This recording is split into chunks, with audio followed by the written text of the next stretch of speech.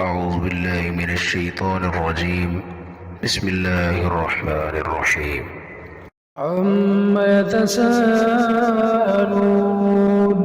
عن النبأ العظيم الذي هم فيه مختلفون كلا سيعلمون ثم كلا سيعلمون ألم نجعل الأرض مهادا والجبال أوتادا وخلقناكم أزواجا وجعلنا نومكم سباتا وجعلنا الليل لباسا وجعلنا النهار معاشا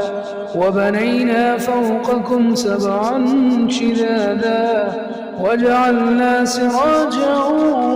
وهاجا وأنزلنا من المعصرات ماء ثجاجا لنخرج به حبا ونباتا وجنات ألفافا إن يوم الفصل كان ميقاتا يوم ينفخ في الصور فتأتون أفواجا وفتحت السماء فكانت أبوابا وسيرت الجبال فكانت سرابا إن جهنم كانت مرصادا للطاغين مآبا لابثين فيها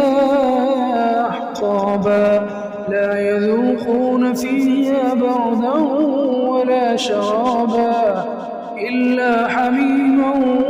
وغساقا جزاء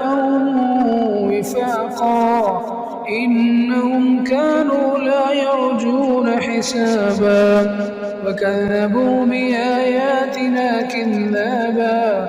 وكل شيء أحصيناه كتابا فذوقوا فلن نزيدكم إلا عذابا إن للمتقين مفازا حدائق وأعنابا وكواعب أترابا وكأسا دهاقا لا يسمعون فيها لغوا ولا كذابا جزاء من ربك عطاء حسابا رب السماوات والأرض وما بينهما الرحمن لا يملكون منه خطابا يوم يقوم الروح والملائكة صفا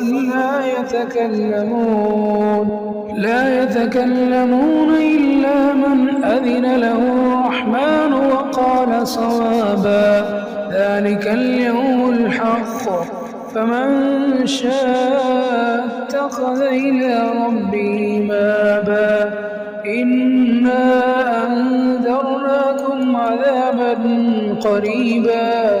يوم ينظر المرء ما قدمت يداه ويقول الكافر يا ليتني كنت ترابا.